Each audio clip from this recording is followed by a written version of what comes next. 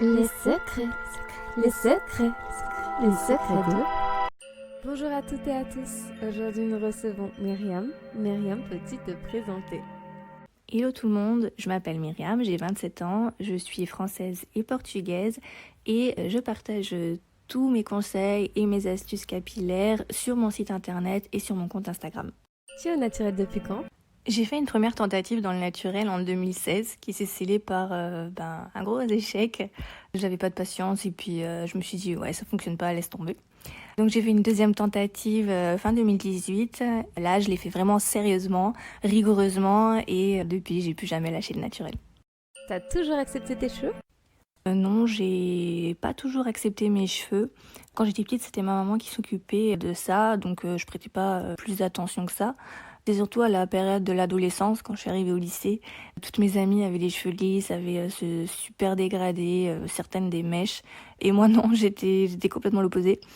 Et du coup, je me sentais un peu exclue. Ouais, je me sentais différente et l'adolescence, c'est pas une période très facile. Et les ados sont très critiques les uns envers les autres. Et du coup, je voulais ressembler à tout le monde. J'ai commencé à me lisser les cheveux à cette période-là. Et puis ça a été de pire en pire quand je suis entrée ensuite à l'université. Alors là, c'était vraiment pas une seule mèche qui pouvait dépasser. Donc voilà, j'ai pris vraiment beaucoup, beaucoup de temps à accepter ma nature de cheveux. Quel a été ton déclic? Le déclic, il a été assez progressif, en fait. Il y a plein de petites choses qui sont entrées en compte.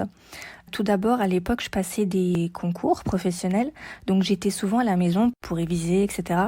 Donc je laissais mes cheveux vivre, je m'en foutais un peu. Et là, je me suis rendu compte de leur aspect.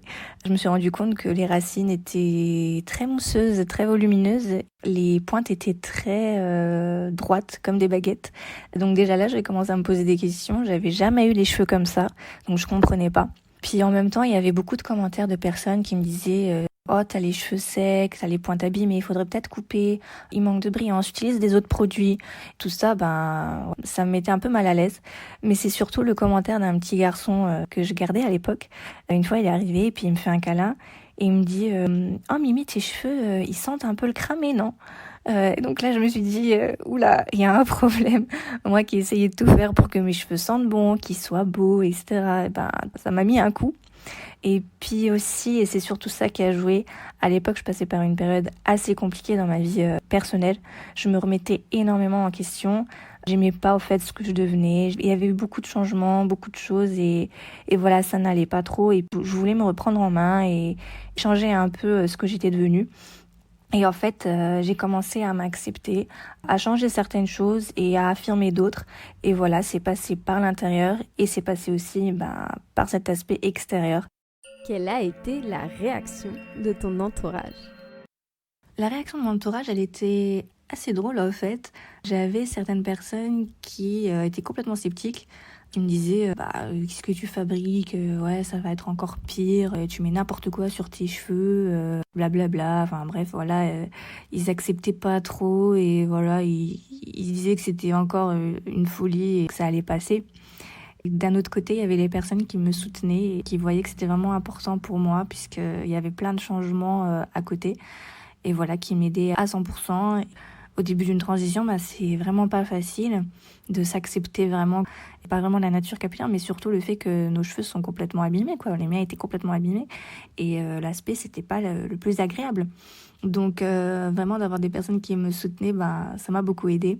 C'était marrant de voir du coup les différents points de vue et progressivement en fait quand les résultats ont commencé à apparaître, là mon entourage était assez surpris et assez content et là j'ai commencé à avoir plein de personnes qui me demandaient des conseils. Ça m'a beaucoup plu parce que je me suis dit tout effort finit par payer. Tu as créé un planning capillaire. Alors j'ai mis en place l'objectif Valbook pour 2021 en début d'année, donc en janvier. Tout simplement parce que j'avais énormément de questions par rapport à la transition. J'avais des interrogations, des personnes qui ne savaient pas comment faire, elles étaient complètement perdues. Et c'est vrai que c'est un peu ce qui m'était arrivé aussi dans ma première tentative dans le naturel. Je suis arrivée dans les réseaux sociaux, j'ai regardé les commentaires, les publications, les conseils. Et puis il y a tellement d'informations en fait qu'on peut facilement s'y perdre et ne pas savoir par où commencer, ne pas savoir comment faire, avoir peur de faire une bêtise. Et du coup, je me suis dit, comment est-ce que je pourrais aider ma communauté ou même les personnes qui le souhaitent pour pouvoir récupérer des boucles sans baisser les bras. Je me suis dit, ce qui a marché pour moi, c'est le fait de me mettre un peu des petits objectifs comme ça par mois pour atteindre le gros objectif final qui est d'avoir de jolies boucles. Et donc, je me suis dit, pourquoi pas le faire pour tes abonnés. Un programme en une année, c'est à peu près le temps que ça m'a pris pour retrouver des boucles décentes, on va dire. Et donc, je me suis dit, ouais, essayer de faire des petits pas, c'est bien pour les personnes, les aider à comprendre que ça va pas se faire du jour au lendemain et qu'il faut vraiment être régulier, constant, qu'il faut y aller vraiment par étapes. Et donc, c'est comme ça que m'est venue l'idée de créer ce programme avec un objectif par mois, étape par étape, pour vraiment, au bout d'un an, pouvoir récupérer une bonne santé capillaire. Une anecdote ? J'ai 2 anecdotes qui me sont arrivées qui sont assez marrantes. La première concernant la longueur de mes cheveux. J'ai eu beaucoup de commentaires quand j'ai commencé à laisser mes cheveux au naturel et à les laisser pousser, de personnes qui me disaient mais c'est des extensions en fait que t'as, c'est pas tes vrais cheveux. Donc ça déjà ça me faisait assez rire puisque à chaque fois je montrais aux gens mon crâne pour montrer que y avait pas du tout d'extension et que c'était mes vrais cheveux. Et la deuxième anecdote, c'est concernant la définition des boucles. Et ça, c'est surtout depuis que je suis sur les réseaux sociaux, il m'arrive souvent que des personnes me disent que mes boucles sont des fakes et qu'en fait, je les fais au boucleur et que ce sont pas du tout mes boucles naturelles. Surtout que je montre quand même pas mal de fois mes boucles avec des frisottis, sans frisottis, mes cheveux sont mouillés, quand ils sont secs. Donc je pense que mes abonnés peuvent voir mes boucles réellement dans plein d'états différents. Et voilà, ça me fait beaucoup rire quand les personnes me disent que j'ai ces boucles grâce au magnifique boucleur. Qu'est-ce que tes cheveux représentent pour toi ? Pour moi, ça représente tout d'abord mon identité, mes origines, donc cet héritage génétique que je dois à mon papa et dont je suis extrêmement fière. Donc quand je le vois et que je me vois, je me dis voilà, je suis ta fille, il n'y a pas de doute. Et j'apprécie énormément ça. Et c'est aussi mon affirmation, comme je disais tout à l'heure, ça a été une période compliquée mais qui m'a permis de m'affirmer, de m'accepter. C'est un tournant complètement différent dans ma vie et une nouvelle page qui s'est tournée et aujourd'hui je regrette pas du tout. Quelle est ta routine pour les laver ? Ma routine de lavage, elle est assez simple, j'essaie de faire le minimum possible. Déjà, j'essaie de laver mes cheveux une fois, voire 2 fois par semaine, grand maximum. Ensuite, je privilégie les shampoings solides. Je préfère, après c'est tout à fait personnel. Donc je lave mes cheveux la tête vers le bas. Ensuite, j'applique mon masque. Et puis je finis par mon après-shampoing. Et c'est tout. Quelle est ta routine pour dormir ? Alors ma routine pour dormir, je fais extrêmement attention parce que je bouge énormément pendant la nuit. Donc là, c'est vraiment le moment de la soirée où je fais très attention à mes cheveux pour pas les abîmer. Donc ce que je fais, c'est que soit je les laisse comme ça, soit j'applique un peu de gel d'aloe vera. Je les attache toujours en palmier avec les petits élastiques en spirale pour pas les abîmer. Et ensuite, je dors tout le temps sur une thé en satin. Quelle est ta routine pour les coiffer ? Ma routine de coiffage, elle est tout le temps la même. Je sors de la douche, les cheveux bien trempés. Ensuite, j'applique une crème, plus gel ou gelée.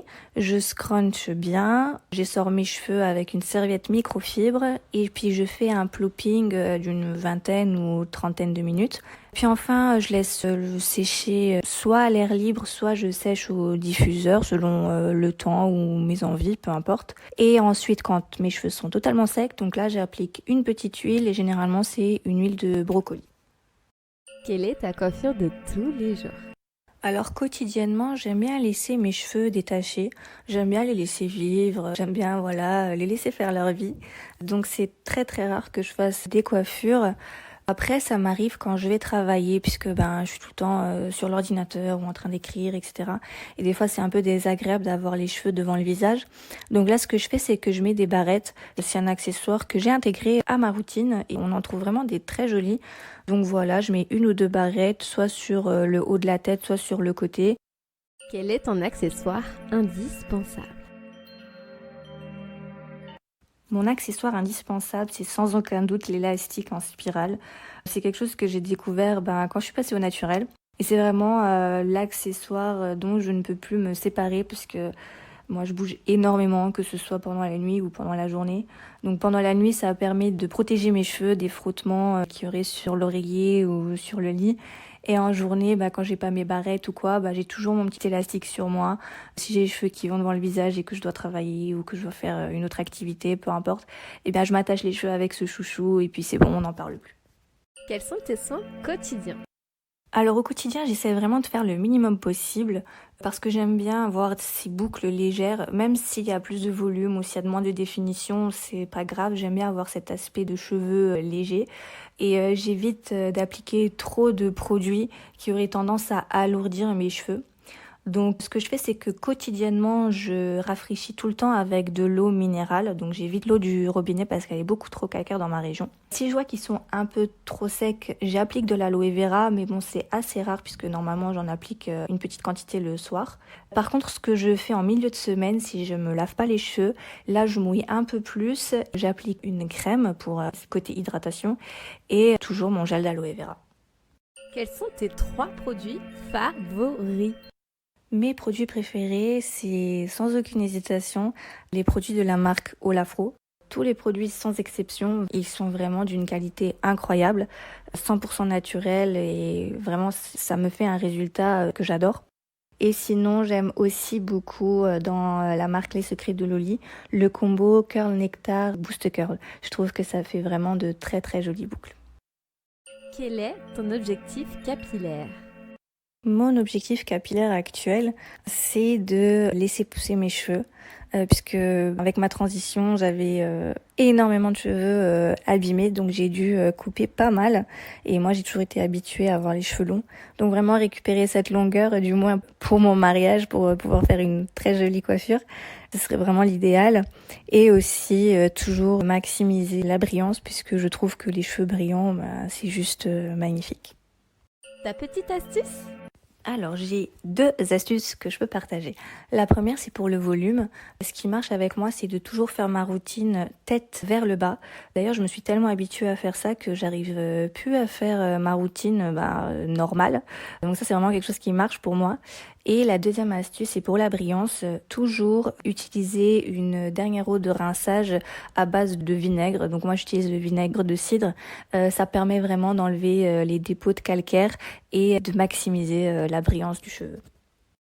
Merci Myriam pour ton témoignage. Pour terminer, j'aimerais que tu nous dises ce que le naturel t'a apporté.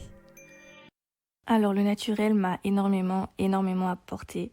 Tout d'abord, c'est, comme j'ai dit tout à l'heure, c'est une acceptation. C'est vraiment un tournant dans ma vie.